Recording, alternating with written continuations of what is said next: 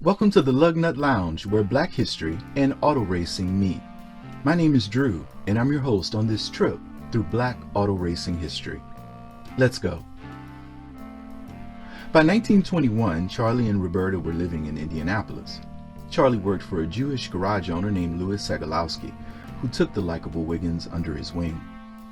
When Sagalowski decided to retire, he sold his shop to Wiggins, a very forward-looking offer for a person of color to receive at that time. After closing the deal, it quickly became apparent to Charlie that he now had everything he needed to build a first-rate competitive race car. Wiggins first applied to AAA in order to enter that year's upcoming Indianapolis 500. Sadly, the de facto ban against black drivers that came to be after the Johnson Oilfield affair were still in effect. Like Johnson, Wiggins also had stalkers who didn't want to see anyone like him line up on the starting grid in the greatest spectacle in racing. One of the stalkers, a state employee named Edward L. Jackson, listed his occupation as follows. Charlie was, however, invited to sit and watch from the coloreds only section between turns 1 and 2. Alas, like other black drivers of the day, Charlie would need to seek another path. Using a collection of junkyard parts as well as his own custom components, Wiggins decided to take on the 1926 Golden Glory Sweepstakes, driving his hand-built Wiggins Special. The brutal and competitive 100-mile race around the treacherous 1-mile oval ultimately proved too much for Charlie's untested car, eventually bowing out to engine failure with about 16 laps remaining. Undaunted, Charlie went back to the drawing board, designing an innovative fuel system that used a combination of engine oil and high-octane aviation fuel called avgas. By August 7, 1926, Wiggins had perfected both his fuel system and his driving style, lapping the field twice at an average speed of 66.7 miles per hour to capture the trophy. Wiggins would go on to place second in 1929 and win back-to-back trophies in 1931 and 1932. In every Golden Glory race from 1926 on, Wiggins would never finish lower than 5th. The Negro Speed King would dominate the Golden Glory over its 12-year existence until the final race in 1936. The event fell victim to the financial ravages of the Great Depression and also contributed to the end of Charlie's racing career. The event at this time was held under trying circumstances. The maintenance of the oval had been deferred since the stock market crash in 1929, with fewer and fewer people left to maintain the track and equipment in varying states of disrepair.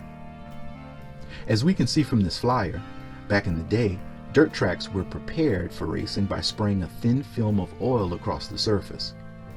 While oil on a racetrack seems like a sketchy thing to do, it actually helped keep the dust to a minimum, key to ensuring visibility for the drivers, as well as a more pleasant viewing experience for the spectators. As you can probably guess, the lack of finances led track owners to cut corners at all costs to keep the track operational, which meant no oil for the track that day. Charlie would recount later in an interview that Roberta had actually asked him not to race that day. She had reservations about the condition of the track and an overall lousy feeling that Charlie shouldn't race. With careful consideration for Roberta's concerns, Charlie ultimately decided to climb into his racing machine that day to not disappoint fans. 2 laps in, the visibility on the dry, parched oval became so poor that Charlie made contact with a car stalled ahead of him, resulting in a 13-car pileup that would leave Charlie with an amputated right leg and loss of his right eye. The injury sustained that fateful day would plague Charlie for the remainder of his life until his transition on March 11, 1979. Despite lingering health issues, Charlie Wiggins would continue to mentor young drivers and fight for inclusion and diversity in the world of auto racing until his last dying day. His mentees over the years were many, included young people who loved speed and fast cars. One young man named Johnny would gain a degree of notoriety that even the greatest racer of the day couldn't imagine. Johnny was from nearby Mooresville, Indiana. When the famous Negro Speed King came to town to tune and test his cars, Johnny was one of the local boys who would show up to listen and learn from the master mechanic. Over time, Charlie and Johnny became fast friends, who often hunted and fished together. Johnny was a regular at the shop, just like the rest of Charlie's young acolytes. By the early 1930s, though, Johnny had stopped kicking it around the shop and started to run with another fast crowd, but not the racing kind. The next time Charlie would see Johnny's face, it would be on the front page of the local newspaper. The headline would read, "Wanted, John Herbert Dillinger." 2 years earlier, in 1934, the dominance of Charlie Wiggins as a member of the Colored Speedway Association garnered the attention of one Bill Cummings. Cummings was owner of the Boyles Products racing team, an entrant in that year's Indy 500. Cummings recognized talent when he saw it and asked Wiggins to act as lead mechanic for his racing team. Wiggins agreed to help Cummings, but only if he could make the tuning runs on the car around the legendary speedway. Sadly, Wiggins still had those stalkers, who didn't even want to see him tuning the car and driving it around the speedway.